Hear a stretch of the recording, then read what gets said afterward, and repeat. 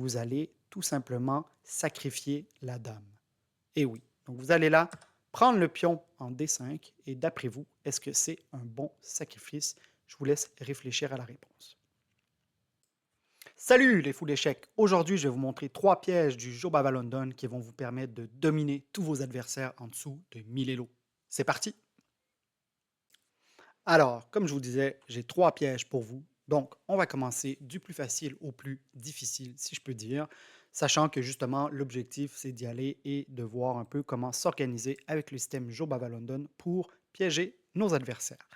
Donc, on va avoir beaucoup de plaisir dans la vidéo aujourd'hui. On commence avec le système de Jobava. On a notre D4, on a notre cavalier ici en C3. On a notre adversaire, par exemple, qui va développer ses pièces naturellement. On va y aller avec le cavalier ici en C6, qui est quand même très régulier, et notre fou en F4. Donc, on a la traditionnelle, la base traditionnelle du système Jobava London. Donc, disons ici que votre adversaire joue pion ici en E6. Ce qu'on va faire, nous, c'est qu'on va amener notre cavalier en B5. Pourquoi? Parce que ce qu'on veut faire ici, c'est d'aller attaquer ce pion en C7. Donc évidemment, on ne respecte pas nécessairement les principes d'ouverture. J'ai bougé 2 fois la même pièce. C'est pas grave, le but, c'est d'avoir du plaisir aujourd'hui. Ce qui peut arriver ici, on va dire, dépendamment de la structure qu'aura utilisé votre adversaire, mais disons qu'on est dans ce type de structure-là, si votre adversaire ne voit pas la menace, ce qui va arriver quand même relativement souvent sous les 1000 élos, il va peut-être essayer de pousser votre cavalier de la sorte. Et là, il vous offre la porte à justement venir utiliser le fameux piège du Jobava London qui est, dans le fond, d'arriver ici et de mettre sur échec avec une fourchette. Donc, on a la fourchette au roi, on a la fourchette à la tour et on a le gain soit d'une tour, soit d'une dame garantie. Pourquoi? Ça peut arriver que votre adversaire ne voit pas non plus le fou, donc va laisser sa dame en prise tout simplement. Et là, comme vous pouvez voir, en 6 coups, vous avez presque gagné la partie. Ce qui va arriver également, et un autre gros avantage de ce piège, c'est que la personne n'aura plus le droit de roquer car il va bouger son roi. Parce qu'il se dit, ah zut, je ne peux pas venir prendre le cavalier, sachant que le cavalier est défendu par le fou. Donc, qu'est-ce qui va arriver dans le fond? C'est que le cavalier, vous allez venir gagner une tour directement, vous allez avoir un roi en plein milieu, et c'est presque une victoire assurée.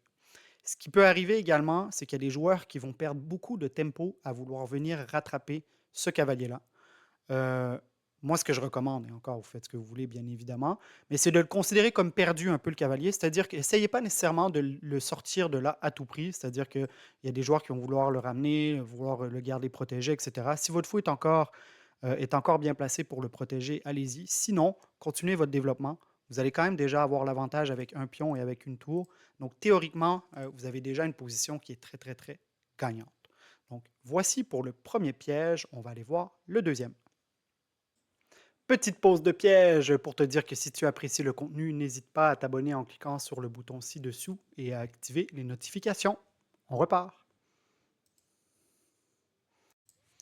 On y va avec le second piège. Donc, j'ai déjà mis la position un petit peu sur l'échiquier. Vous connaissez déjà les différents mouvements pour en arriver au système Jobava London. Qu'est-ce qu'on a? Qu'est-ce que l'adversaire aura fait pour ce second piège? C'est qu'on aura nos 2 cavaliers en C6 et en F6. Très important pour ce piège que la position de votre adversaire soit évidemment D5, C6 et F6. Je vais vous expliquer pourquoi. Donc, qu'est-ce qu'on fait euh, comme coup? Donc, on vient amener notre cavalier en B5 comme pour le premier piège. Et par la suite, qu'est-ce qu'on fait? C'est qu'on vient encore une fois attaquer la faiblesse ici au niveau du pion C7. Petit détail que je n'avais pas précisé pour le premier piège. Si votre adversaire voit la menace et bouge sa tour en voulant éviter d'avoir une fourchette, vous pouvez y aller directement avec le fou ici, sachant qu'il est protégé par le cavalier. Et donc, vous allez avoir en prise une tour et une dame. Donc, vous avez encore une fois la garantie de gagner une tour ou de gagner une dame.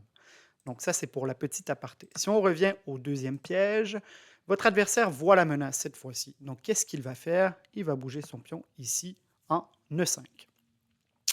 Ce qu'il faut faire pour que ce piège fonctionne, c'est de reprendre avec le pion. Là, 2 choix s'offrent à votre adversaire. Bon, on va dire 2 choix en général, évidemment, il a plus de choix que ça, mais disons que votre adversaire est moins à l'aise avec tout ce qui est les principes d'échange, les pièces mineures et tout ça, reprend directement avec son cavalier, ne fait pas attention, vient simplement de perdre, une pièce mineure, vous êtes à +3, votre menace est encore présente, donc vous êtes très gagnant dans cette position.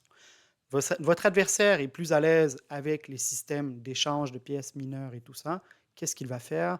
Il va bouger son cavalier. Évidemment, il a plusieurs cases hein, pour le bouger. C'est très rare qu'il va revenir. C'est quand même assez rare aussi également qu'il revienne en D7.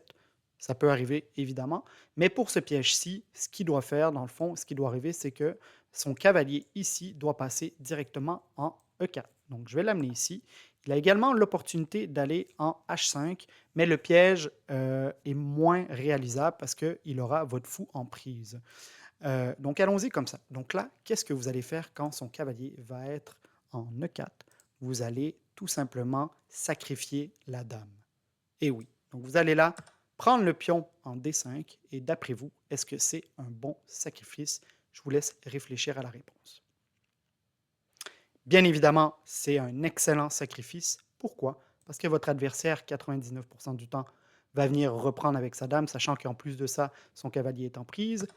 Il reprend avec la dame, il pense vous attaquer aussi votre cavalier, mais ce qu'il n'a pas vu venir, c'est notre belle fourchette royale. Donc on a notre roi, notre tour et la fameuse dame qui est ici en prise, encore une fois, avec ce fameux pion en C7. Donc en plus de ça, votre adversaire va devoir bouger son roi, donc son roi n'aura plus l'opportunité de roquer. Vous venez tranquillement récupérer la dame et en plus de ça, vous vous retrouvez avec un avantage matériel de 3 points. Pourquoi? Ces 3 pions que vous avez récupérés lors des différents échanges, lorsque vous avez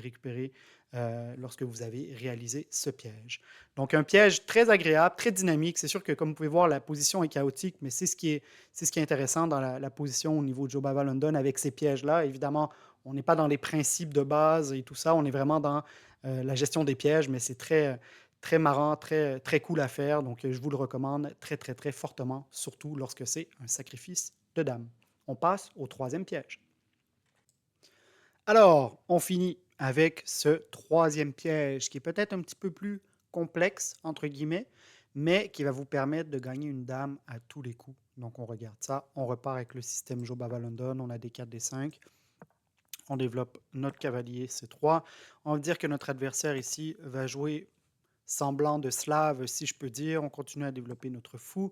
Notre ami va amener son cavalier ici en F6. On va mettre notre pion ici en E3. Donc, on est vraiment dans un système un peu comme le système de Londres.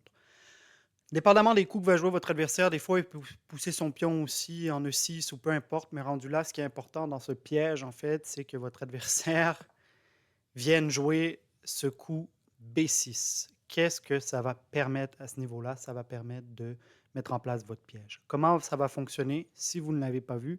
Ce que fait votre adversaire ici avec ce coup, donc en sortant la dame un petit peu tôt dans la partie, il attaque le pion en B2. Ce qu'on devrait faire ou ce qu'on pourrait faire habituellement, c'est décaler la tour ici, hein, évidemment, en B1 pour protéger ou pousser notre pion en B3. Ce n'est pas ce qui va être fait ici. Le coup qui doit être fait pour essayer de piéger la dame, c'est un coup qui n'est pas du tout naturel, mais qui va vous permettre justement de rentrer dans ce processus de piège. C'est-à-dire qu'on va venir mettre notre pion ici en A3. A3, vous allez me dire pourquoi? Parce que dans notre piège, notre pion A3 va venir contrôler la case B4. Qu'est-ce que votre adversaire va faire? Habituellement, évidemment, il ne va pas se faire prier pour venir prendre le pion en prise. Et là, le piège se referme sur lui. On a notre cavalier qui vient en A4. Qu'est-ce que ça fait? Ce coup, ça vient bloquer l'ensemble des cases de recul pour la dame. C'est-à-dire qu'il ne peut pas aller ici, il peut pas aller ici. Toute cette colonne-là va être prise, c'est-à-dire qu'ici, c'est pris par le pion. Donc, toute la colonne B, en fait, B3 va être pris par le pion, B4 va être pris par le pion, comme je vous le disais, d'où l'avantage d'avoir fait notre pion ici en A3. Cette case ici en B5 va être prise par notre fou qui est en diagonale. Donc, il faut bien s'assurer ici que notre pion en E a été poussé au niveau du E3. Et ici en B6, on a le cavalier qui va être là. Évidemment, s'il essaie de prendre le pion, on a notre tour qui va couvrir toute la colonne A. Et on a la dame qui protège le reste des cases.